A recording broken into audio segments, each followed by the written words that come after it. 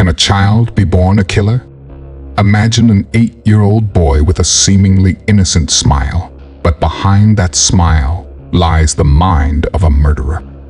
Amarjeet Sada's chilling story is one that blurs the line between innocence and pure evil. But what drove him to commit such horrifying acts at such a young age? Stick with us as we unravel the twisted tale of the world's youngest killer, and you won't believe what we discover. Chapter 1. Who was Amarjeet Sada? Let's start with a simple question. Who was Amarjeet Sada? Amarjeet was born in 1998 in the small, quiet village of Musahari in Bihar, India. By all accounts, his early life was unremarkable. His family was poor, struggling to make ends meet like many in their village. But beneath the surface of this seemingly ordinary boy, something dark was brewing. Amarjeet was only 8 years old when his name became known across the world. He lived in a rural, isolated community where mental health issues and behavioral disorders were rarely understood or addressed. But here's the question: what could drive an 8-year-old to kill? The answer to that lies in the horrifying chain of events that shocked even the most hardened investigators.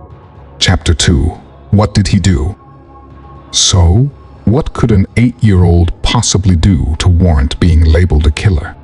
The answer lies in a string of horrifying murders that shocked an entire community. The year 2007 marked the beginning of Amarjeet's reign of terror.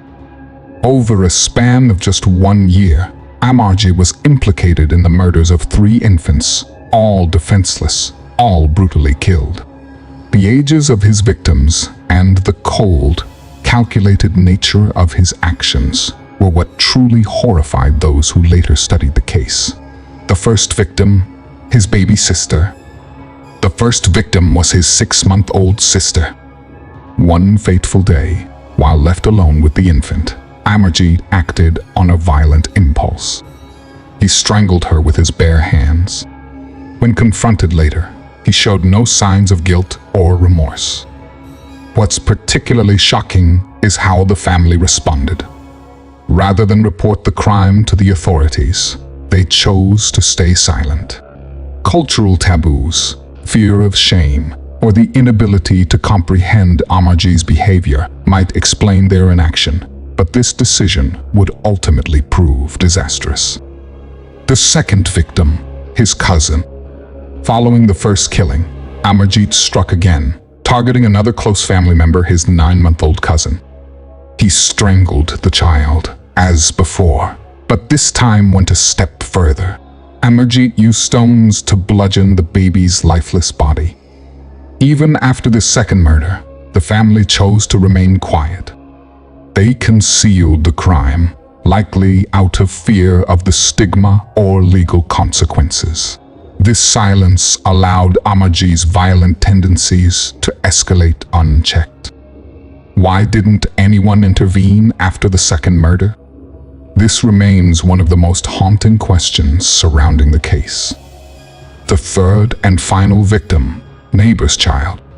The crime that finally exposed Amarjeet to the world was the murder of 6-month-old Khushbu, the daughter of a neighbor.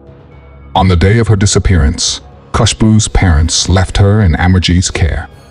Little did they know, this decision would seal their child's fate.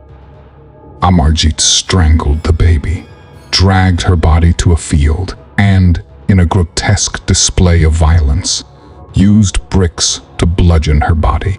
He then covered her remains with leaves and debris, leaving them to be discovered later. When questioned about the missing child, Amarjeet confessed almost casually. In fact, he led villagers to the body with what was described as a smile on his face. Chapter 3. Why did he kill? Why would an 8-year-old commit such unspeakable acts of violence? To answer this, we must delve into his psyche and environment. Psychological factors. Psychologists who later examined Amarjeet speculated that he may have suffered from an undiagnosed mental illness. His lack of empathy, his impulsive behavior, and his absence of remorse are hallmarks of a condition known as psychopathy. However, diagnosing psychopathy in children is highly controversial and complex. Environmental factors. Amarjeet's upbringing also played a critical role. Growing up in poverty-stricken Musahari, he had limited access to education, medical care, or mental health services.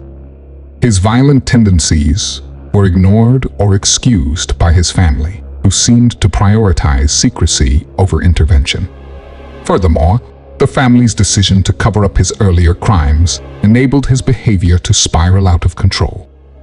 Could Amarjeet have been stopped earlier if someone had intervened? Chapter 4. How was he caught?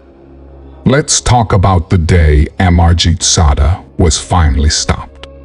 It was 2007, and Khushbu, a 6-month-old baby, was reported missing from her home. Her frantic parents searched everywhere, but there was no sign of her. Then, a neighbor mentioned seeing Amarjeet playing with the baby.